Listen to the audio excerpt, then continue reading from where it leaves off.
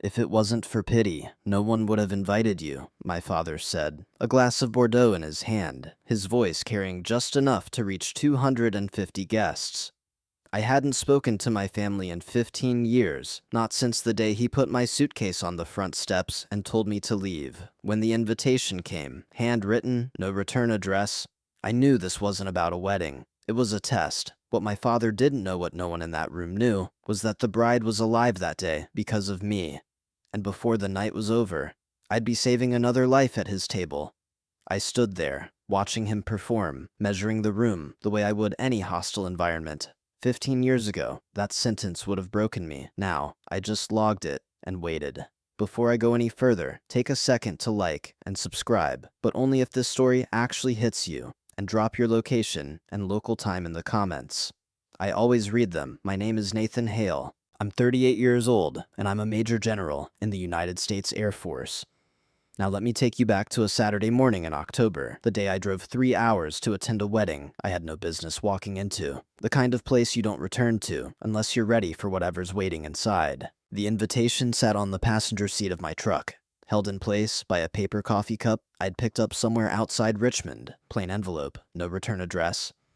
My sister's handwriting tight, careful, leaning slightly left, the same way it used to when she'd leave notes on my desk before school. "Please come. I need you there." I drove with the windows cracked. October air in Virginia carries a mix of wood smoke and dry leaves, the kind of smell that doesn't ask permission before pulling you backward through time. It took me straight to the last morning. I stood on my father's porch. I was 23. My duffel bag was already on the steps. He hadn't thrown it. He'd placed it there. Deliberate. Final. You made your choice. 3 words. 15 years ago. Still louder than rotor wash in a sandstorm. I took exit 28 off Route 66 and pulled into the breakdown lane for a minute. Engine idling, hands steady on the wheel. I checked my mirrors, checked my breathing. "You've landed in zero visibility," I said out loud. "You can walk into a wedding, 7 minutes out," the GPS said. I saw the venue before I reached it. Stone pillars at the entrance, circular driveway, fountain lit from below. The kind of place built to impress people who already had too much. A valet stepped forward as I rolled up. I shook my head, kept driving, and parked in the overflow lot far edge, near a catering truck and a grounds crew pickup,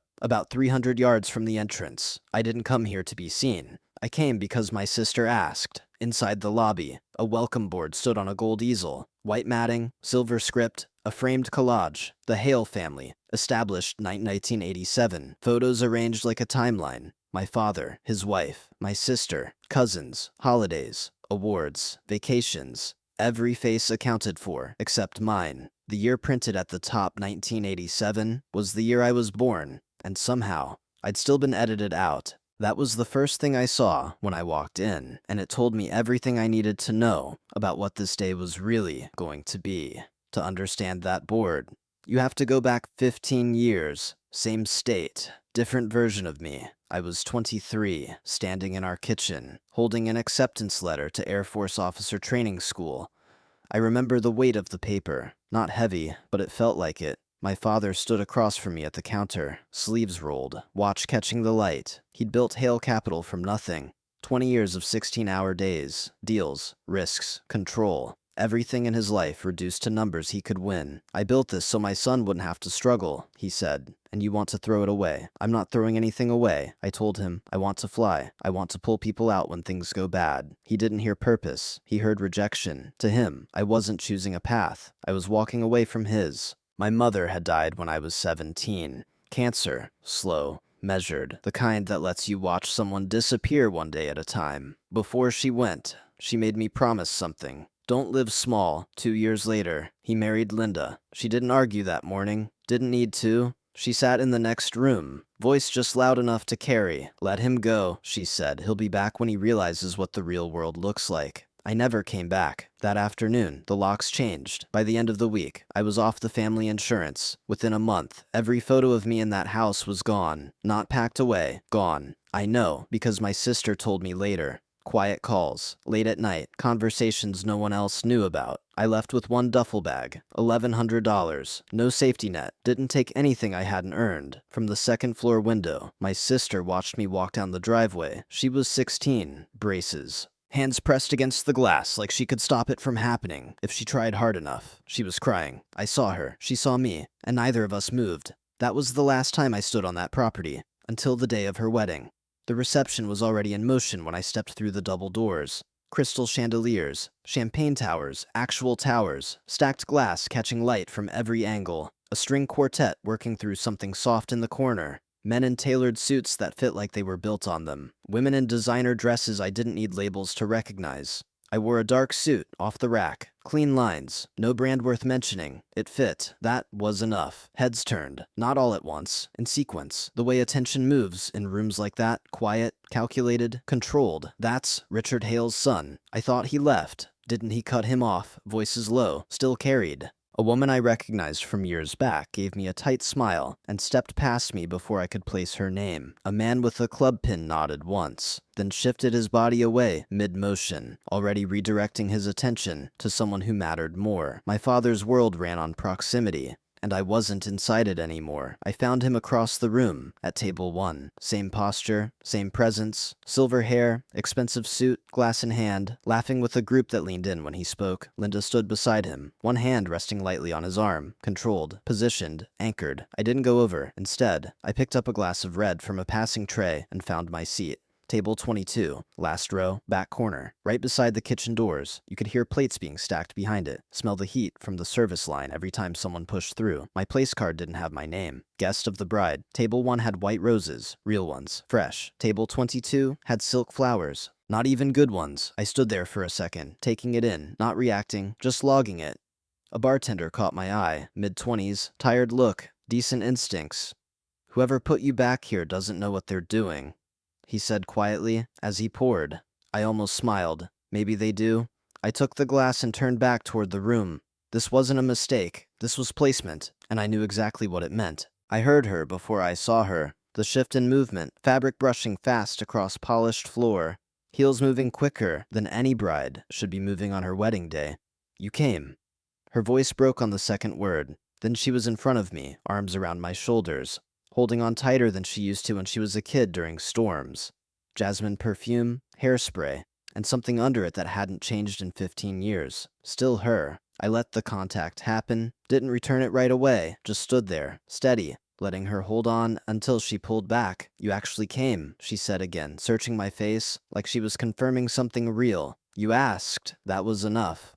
Her grip tightened on my hands. Dad doesn't know I sent the invitation. I didn't react. Linda found out, she added. Tried to stop it. I told her I'd cancel the whole reception. That sounded like her. Not the version they raised, but the one that grew anyway. I have something planned tonight, she said, lowering her voice. Just stay, no matter what happens. Trust me. I looked at her. Really looked this time. There was no panic in her eyes, just decision. Her fiancé stepped in beside her, tall, controlled, the kind of man who didn't need attention to hold space. Nathan, he said, offering his hand. Ethan. His grip was firm, direct, no performance. She told me everything. I held his gaze, a second longer than necessary. Everything. He nodded once. Respect, not curiosity. That told me enough. My sister squeezed my hands one last time. You're the reason I'm standing here, she said quietly. And tonight, everyone's going to know. Before I could ask what that meant, someone called her name. She turned, dress catching light as she moved. As she stepped away, I caught a detail on her ring. Inside the band, one word engraved. Phoenix. Didn't mean anything to me then. It would. My father reached me 17 minutes into cocktail hour. I'd been tracking time without realizing it. Old habits. He didn't greet me, didn't shake my hand, didn't even pretend. I didn't realize we were inviting charity cases now. His voice was low, controlled, but his eyes moved past me, scanning the room, making sure we had witnesses. I set my glass down on the nearest high table. Good to see you too. You've got nerve showing up here, he said, stepping closer, close enough that only I could hear the first part, loud enough that the second part carried. If you embarrass this family tonight, I'll make sure your sister pays for it. There it was, same leverage, different setting. I'm here for her, I said, not for you. His jaw tightened. He didn't like being dismissed, never had. Linda appeared beside him right on cue. She always had timing. Oh, Nathan, she said, placing a hand lightly over her chest like she'd just been surprised. This is unexpected. She turned slightly toward a nearby couple, adjusting the angle so they could hear. I told Richard there must have been a mix-up with the guest list. Someone from the charity mailing list. Maybe. I didn't respond. No correction. No reaction. Let it sit. Years in the air teach you something. When turbulence hits, you don't overcorrect. You hold steady. My father leaned in again. Everything here runs through me, he said. Her apartment. Her car. Half this wedding. He paused just long enough. You want to test how far that goes? Same playbook. 15 years later. Money as leverage. Control dressed up as support. He stepped back, straightened his cuff. Some people never learn where they belong. Then he walked off. Linda followed, heels clicking like punctuation. She didn't leave me alone for long. 20 minutes later, she returned with an audience, a small cluster near the terrace, polished, controlled. The kind of people who had learned how to smile without saying anything. She placed a hand on my back and guided me forward like I was part of the display.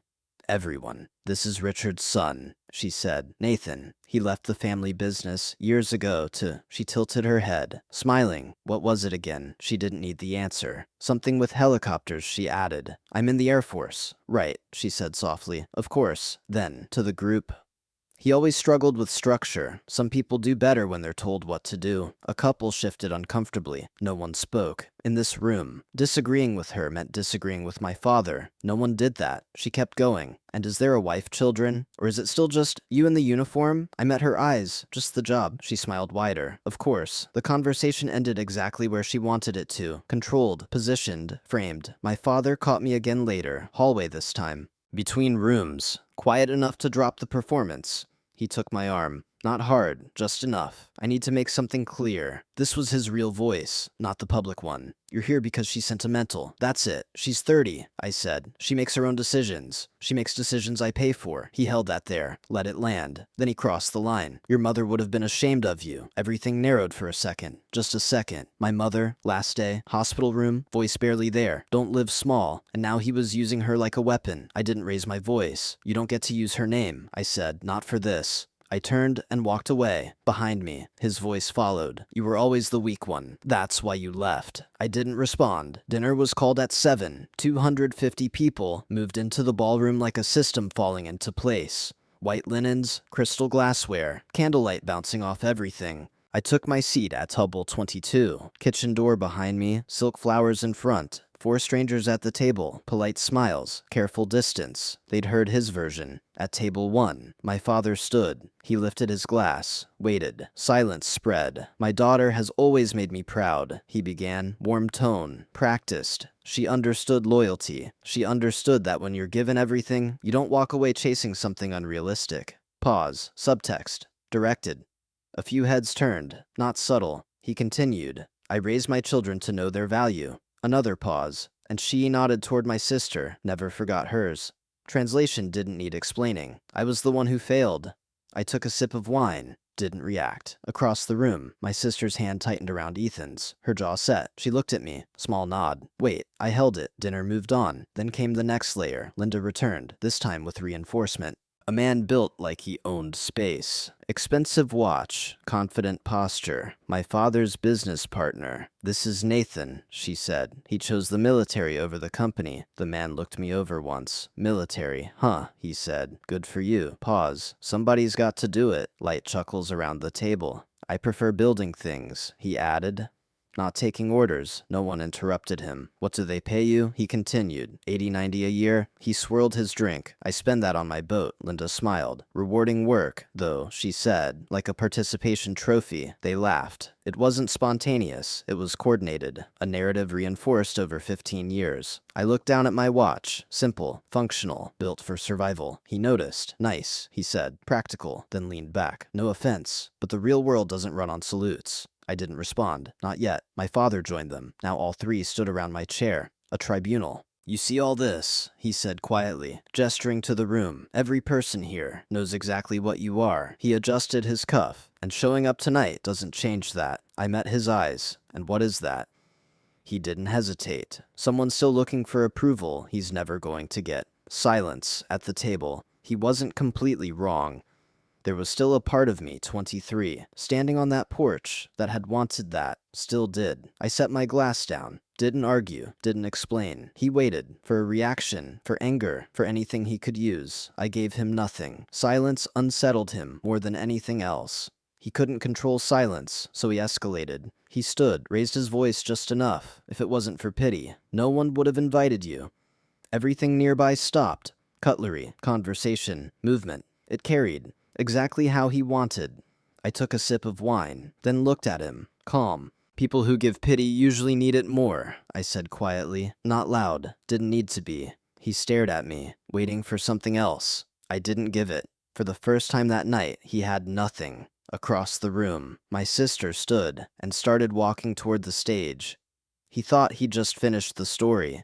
He hadn't even heard the first real line yet. I stepped out of the ballroom before the plates were cleared. No one stopped me, no one asked. Table 22 doesn't get followed. The restroom was empty, marble counters, soft lighting, the kind of space designed to make everything look cleaner than it is. I locked the door behind me and stood there for a second. Just stood. Then I moved to the sink and looked at myself in the mirror. My eyes were red, not from tears, from pressure. 15 years of training doesn't stop the impact. It just changes where it lands. I gripped the edge of the counter. Not hard, just enough to feel it. There's a moment after impact, after something hits, where it's been aiming for years, where everything inside you goes quiet. That's where I was. I looked down at my hands, same hands that had pulled people out of wreckage. Same hands that had held pressure on wounds in the dark. Same hands that didn't shake when it mattered. They were steady now, but I could feel the tremor underneath, not fear. Memory. My father's voice layered over every version of me I used to be, the kid waiting at graduation, the cadet scanning the crowd, the officer checking the back row one last time. Empty seat, every time. I turned the faucet on, cold water, ran it over my wrists. My face. Didn't rush it. I thought about leaving, keys in my pocket, truck in the overflow lot. 3 hours back and this night disappears like it never happened. No scene, no closure, no second round, just distance. That would have been the easier call, but easy isn't the same as right. My phone buzzed on the counter. One message. Colonel Diane Webb. Heard you're at that wedding. Remember who you are. General. We're proud of you. I read it once, then again. Diane Webb had been there for every step that mattered, every promotion, every mission that counted. She didn't need explanations. She measured things in outcomes. Did you show up? Did you execute? Did you finish? That's it. I set the phone down, looked at myself again, same face, same scar across the knuckles from Afghanistan, same man who'd walked into burning wreckage and freezing water without hesitation, and I was standing here, in a controlled environment, considering walking out didn't make sense. I inhaled, 4 seconds in, held, 4 seconds out, box breathing, the same rhythm I used when instruments failed mid-flight, the same rhythm that kept your head clear when everything else wasn't. I ran it 3 times. By the third, everything settled, not gone, controlled. That's the difference. I didn't need my father to understand me. I didn't need this room to validate anything. I already knew what I was. I straightened my jacket, adjusted the cuffs. Minimal movements. Habit. Composure is a decision, not a feeling. I'm not that guy anymore, I said quietly. Not the one who got thrown out, not the one waiting for approval. That version stayed on that porch 15 years ago. I unlocked the door, stepped back into the hallway. Noise from the ballroom carried again, muted. Distant, normal, like nothing had happened. My father saw me re-enter before I reached the table. I caught it in the corner of my vision. A slight shift in his posture. A small, satisfied expression. He thought I'd gone in there to break. Thought I'd come back smaller. Let him think that. I walked back to table 22, sat down, picked up my fork. Took a bite of the salmon. Same room, same people, different position. I sat the way I sit in a command briefing. Back straight, shoulders level, chin neutral. Not for them, for me. Across the room, an older man was watching. White hair, still posture, military posture. He didn't look away when I met his eyes. Just gave a small nod. Recognition. Not everyone needs an introduction. Some people just know. And for the first time that night, I wasn't alone in the room anymore. The older man didn't approach right away. He watched first. That told me everything I needed to know. You don't survive in uniform that long without learning how to read people before you engage them. He waited until my father's group moved back toward table 1, until the space around me cleared just enough. Then he stood, walked over, pulled the empty chair beside me without asking. Thomas Brennan, he said, retired colonel, Air Mobility Command, 28 years. His handshake was firm, direct, no wasted motion. Nathan Hale, his eyes dropped briefly to my wrist. Marathon GSR, he said, not a question. Rescue? I nodded once. Something shifted in his expression. Not curiosity, recognition. I know my people, he said quietly. He didn't ask my rank, didn't need to. Instead, he adjusted his posture slightly. Subtle, almost invisible, respect, and whoever seated you here, he added. Glancing around table 22 made a serious miscalculation. I didn't respond, didn't need to. We sat in silence for a few seconds, not awkward, measured. Then he leaned in slightly. You carry yourself like command, he said, not field level, not mid-tier. I looked at him. He held eye contact, didn't push further. That was the test. I let it pass. Appreciate that, Colonel. Half acknowledgement, enough. He nodded once. That was the end of it. No more probing. He stood up after a few minutes, extending his hand again when he spoke this time. His tone had shifted. Ma'am was replaced with something else. Sir, subtle, accurate. In our world, that word isn't given lightly. Good to see you here. Sir, he said. Then he walked back to his table. No announcement, no scene. Just confirmation. A few heads turned. Not many, but enough. People notice tone shifts before they understand them. And once one person adjusts, others start watching closer. The room hadn't changed yet, but the angle had. The maid of honor stepped up not long after. Champagne glass in hand, controlled smile. Standard beginning. College stories, shared apartments, burnt meals, bad decisions that turned into inside jokes. The room relaxed, laughed in the right places. Normal. Then her tone changed. 7 years ago, she said, I almost lost her. The room stilled. She drove off a bridge in a storm. A few heads turned toward the head table. My father looked down, didn't react. She was underwater for 11 minutes. The maid of honor continued. No air, no movement, silence. A military rescue helicopter responded. I didn't move, didn't shift, didn't react. She was pulled out by the pilot, not the dive team, not first responders. Pause. The pilot went in. That landed differently. People leaned in now. Attention tightened. She had no pulse for 2 minutes. She said, no breathing. At table 1, my sister's hands were locked together under the table. She came back because someone refused to wait. I knew the timeline, knew the conditions, knew the call. I remembered the water, black, cold, no visibility. I remembered the weight, the resistance, the moment the body stopped fighting. I hadn't known it was her, not until the floodlight hit. The room stayed quiet.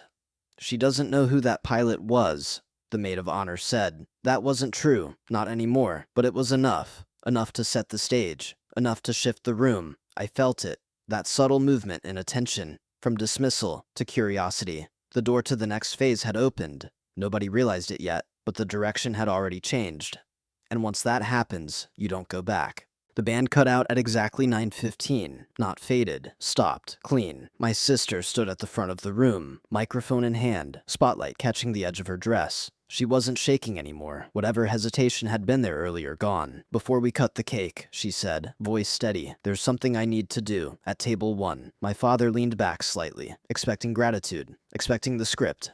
Linda smiled. This was supposed to be their moment. My dad taught me a lot about loyalty. My sister continued. Her eyes moved across the room, past the tables, past the guests, until they landed on me. But he didn't teach me everything. That was the first fracture, subtle, but visible. My father's smile didn't drop. It tightened. I want to thank someone who made this day possible, she said. A murmur moved through the room. Someone most of you don't know. Pause. Someone my family tried to erase. Now people were turning, actively, looking, searching. My father sat forward. Linda's hand tightened on his arm. My sister didn't look away from me 7 years ago, she said. I drove off a bridge in a storm. The room locked in. My car went into the river. I was trapped underwater. 11 minutes. No movement now. No whispers. Just listening. A military rescue helicopter responded. Her voice held. Didn't crack. The pilot didn't wait. I felt it again. That shift. Attention narrowing. She went into the water herself. Now it landed. Different weight, different silence. She pulled me out. Performed CPR alone. In the rain. At table 1. My father had stopped moving entirely. She saved my life. 250 people silent. For 5 years. I didn't know who she was, my sister said. Then she reached behind the podium and pulled out an envelope. Plain. Government seal. Recognizable even from across the room. I filed a Freedom of Information request, she said.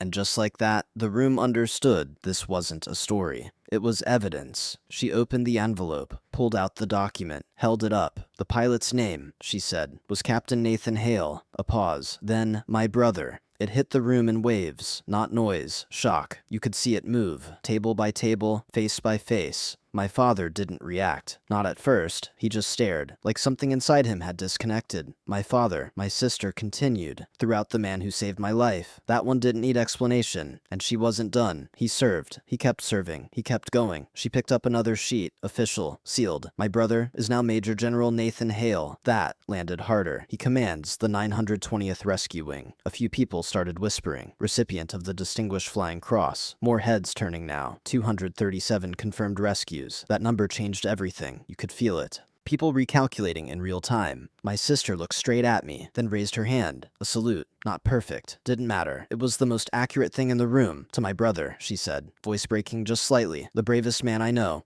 I stood, didn't rush it. Chair moved back. Sound carried. Every eye on me. Silence, then one clap, then another. Then it spread. Fast, not polite, not controlled. A standing ovation. Table by table, row by row. Until the entire room was on its feet. I didn't look at them. I looked at her. That was the only thing that mattered. Then movement. Thomas Brennan stood first on my side of the room. Clean salute. Textbook. Others followed. Veterans recognize before civilians understand. Respect moved faster than explanation. At table 1, my father was still standing, but not part of it. Inside it. Trapped in it. His face had gone pale. Not anger, not denial. Something worse. Loss of control. Linda tried to recover. She always supported him, she said to someone nearby. No one turned. No one engaged. That orbit had broken. My father stood up, forced a laugh. Major General, he said. He didn't finish. Didn't need to. Because behind my sister, the projector lit up. David had already connected it. Timing was precise. On-screen official Air Force biography. My photo. Full dress uniform. 2 stars. 920th Rescue Wing insignia behind me. My name. Rank. Decorations. Public record. Verified.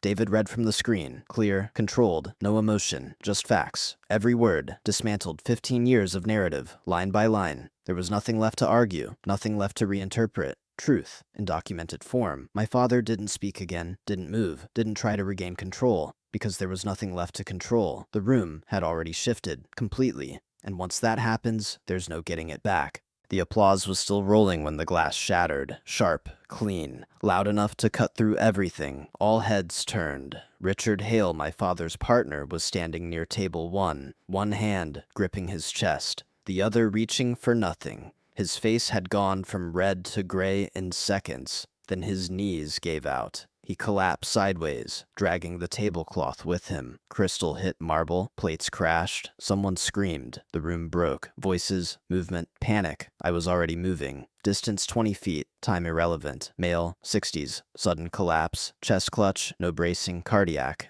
I dropped to my knees beside him, 2 fingers to the carotid. Nothing, no pulse. Call 911. Now. Not loud. Command. People froze for half a second, then moved. I tilted his head back, checked airway. Clear. No breathing. I positioned my hands over his sternum, locked elbows, started compressions. 1, 2, 3, 4. Count steady. Rate controlled. This wasn't emotion. This was procedure. 30 compressions. 2 breaths. Repeat. Around me. The noise collapsed into silence. That always happens. At some point, people realize they're watching someone die, and there's nothing they can do, except watch. Where's the AED? I called out. A staff member ran. Fast. Good. I kept going. 1, 2, 3.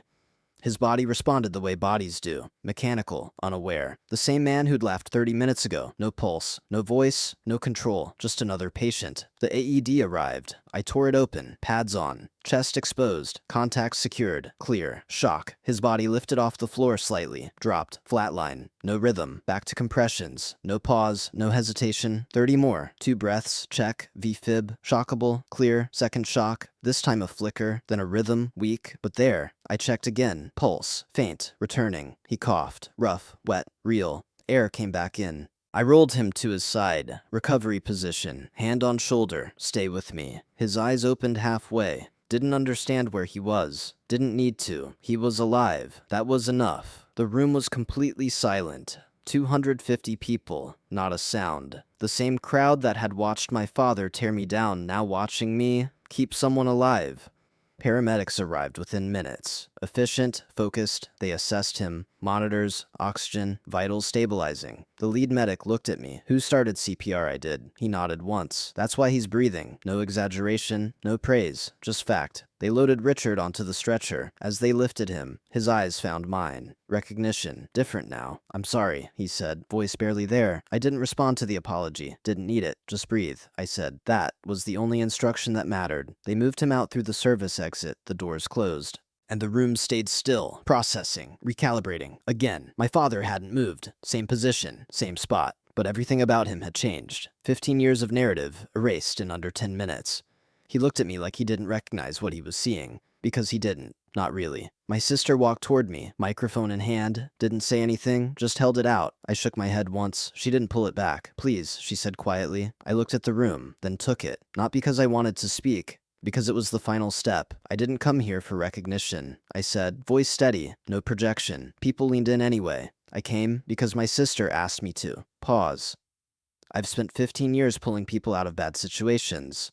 I glanced toward the door Richard had just gone through. Doesn't matter who they are. Another pause. Then I found my father, held his gaze. I would have done the same for this family. No accusation, no emotion, just statement. I didn't fail. I said. I chose differently. Silence. Then I set the microphone down. Didn't wait, didn't explain, didn't stay in the moment longer than necessary, because the point wasn't to win. It was already done, and everyone in that room knew it. What happens after a moment like that isn't loud. It's quiet. It's the way people move. The way conversations shift direction without anyone announcing it. Table 22 stopped being invisible. People started walking toward it, one by one, at first, then in small groups. A man from my father's business circle shook my hand longer than necessary, like he was recalibrating in real time. A woman I didn't know thanked me for my service.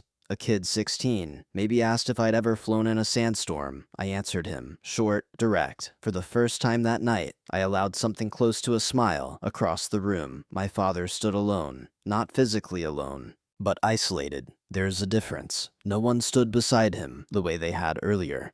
Conversations adjusted around him instead of toward him. That kind of shift doesn't need explanation. It's instinct. Linda sat at the head table, makeup breaking under pressure, staring down at a place setting no one was using anymore. Narratives don't survive exposure, they collapse, and when they do, people step away from the debris. I stepped outside onto the terrace. October air, cold, clean, the kind that clears your head, whether you want it to or not. I leaned against the stone railing and looked out over the dark lawn. The fountain below ran steady. Same sound, same rhythm, unchanged. Footsteps behind me, measured. I didn't turn. I was wrong. My father's voice. Not loud, not controlled, just lower, different. 3 words. Took him 15 years. I nodded once. I know. Silence stretched between us, not uncomfortable, just unfamiliar. He rested his hands on the railing, knuckles tight. Your mother, he started, then stopped. Try it again. She would have been proud of you. There was something in his voice this time. Not performance, not control, something closer to truth. She would have been proud of both of us, I said.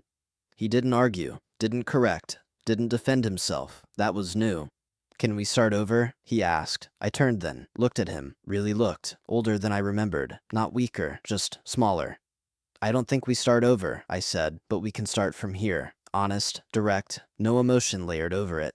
He nodded slowly, didn't reach out, didn't try to close the distance. That mattered. I'll call you, he said. If you do, I'll answer. That was as far as it went, and that was enough, for now. Inside, I found my sister near the lobby, dressed slightly out of place, hair loosened, smile intact. She handed me a canvas bag. Open it. Inside a scrapbook. Handmade, pages filled with articles, reports, photos, 7 years of tracking, every promotion, every mission she could find, every piece of a life she wasn't allowed to be part of. The last page, a printed photo. Dress uniform, 2 stars. Under it, handwritten, my brother, my hero. I closed the book, didn't say anything, didn't need to. She stepped forward and hugged me. This time I returned it. Let someone show up for you, she said quietly. I nodded. I left not long after. Didn't wait for the end. Didn't need closure from the room. I had it.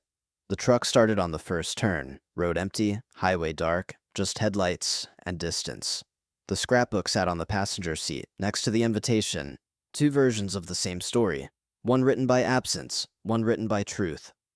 I passed the exit toward the old house, slowed down, didn't take it, kept driving. I used to think home was a place, a structure, something fixed. It's not. Home is where you're seen And for the first time in 15 years, I was. My phone buzzed. Diane, how'd it go? I replied without thinking. Mission complete. I looked back at the road. Dark, clear, open. Some people measure success in money, in status, in control. I measure it differently. Heartbeats, 238 now. That's my number. If this story hit you, if you've ever been the person no one expected anything from, drop your story in the comments. And if you're still here, subscribe. There's more coming. See you in the next one. This story is fictionalized for storytelling purposes.